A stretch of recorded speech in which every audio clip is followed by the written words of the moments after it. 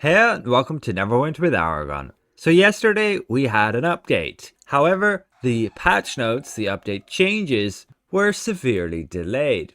Well, now we actually have them. So first of all, some highlights. Menza Brandon's performance issue should now be addressed, and bulk donations for consoles is now available. However, diving into the details, with Saha matches, there was an issue that prevented you from doing certain actions that should be fixed, and you should now be able to properly equip the Hotnow rune board if you already had equipped the Clockmaker rune board. Then, with the new dungeon, the Lair of the Mad Dragon, Balerath's explosive power should no longer hit players who have already exited its telegraph radius. This being the push ability, just like that, sometimes you were still getting thrown even though you had clearly moved out of the red. Then the explosive presence, fiery barrage, and canine catastrophe will no longer affect companions or recently revived players.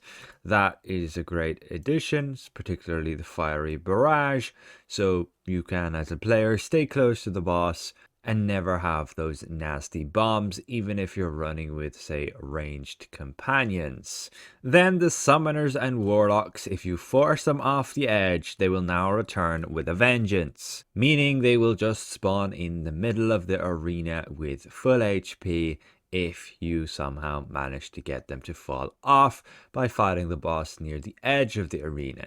So yes, I recommend just going back and actually playing this boss fight as intended. But you can still have them fall off the edge if you were to tactically have them move where you wanted them. So there can still be viability to playing at the edge like that. Rather than having some of them appear in the front of the boss, they're going to appear in the middle and then move closer to the boss, like behind him. And then with Mizrael Everdark, the first boss, the Hellish Bellow, this being the cone attack that she can put down, will now actually be wider but not as far reaching. So it will, I guess, help a little bit to avoid it if you say we're not exactly right on top of the boss. We will have to see, but they didn't really change anything apparently with it still, say, moving a little bit or kind of triggering maybe a bit faster than people would like. It is avoidable. You just already got to be moving, not being stuck in an animation when that pops up for you.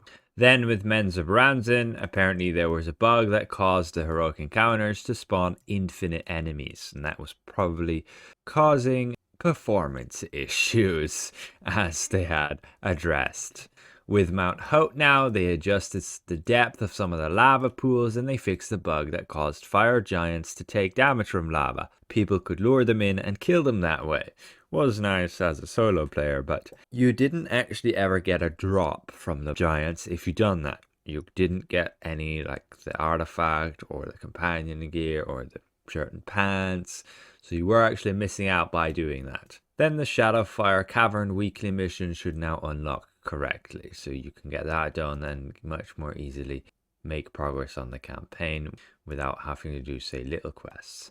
Then within the North Dark Reaches, they fix one of the achievements so you can collect all of the lore entries and obtain those achievement points and just complete it in your journal. Then with some items from the Mountain of Flame module, they fixed the stats so that they're now, instead of going to be offensive stats, be more geared toward tanks. So they will be defense focused powers instead. That directly affecting Obsidian, Ember, and Magma plated shirt and pants.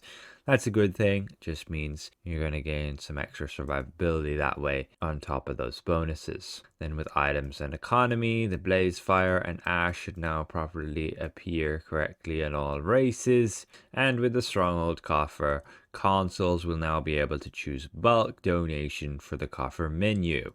This is great and all, but I would hope they would increase the amount of guild marks your character can hold. That way you can actually more readily bulk donate.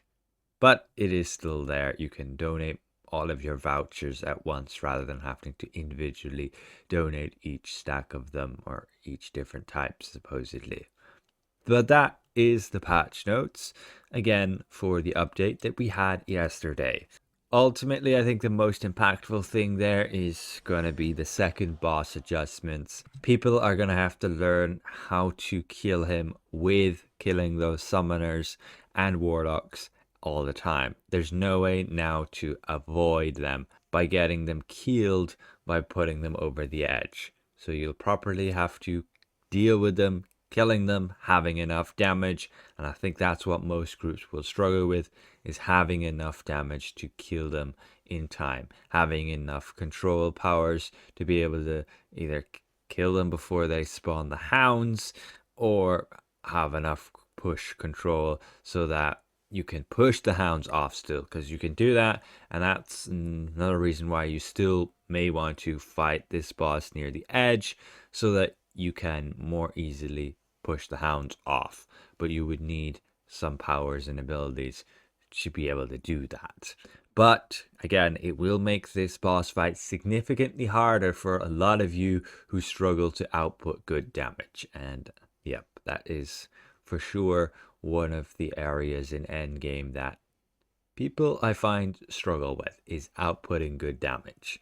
Even when they have their characters maxed out with the best builds, some reason they just can't follow the correct rotations and have high enough uptime on target. Ultimately, if you're struggling with targeting, you can use the target lock key, which is here in PC. You can check the keybind section, and by default it's left control, and you can always target your enemy once you have locked onto them. And yeah, otherwise just make sure you're actually using the right abilities and the correct rotation. I made a tier list video, and in there it pretty much has all of the best rotations that you need for those classes. So thanks for watching. A special thanks to these channel members, and we'll see you guys around. Goodbye for now.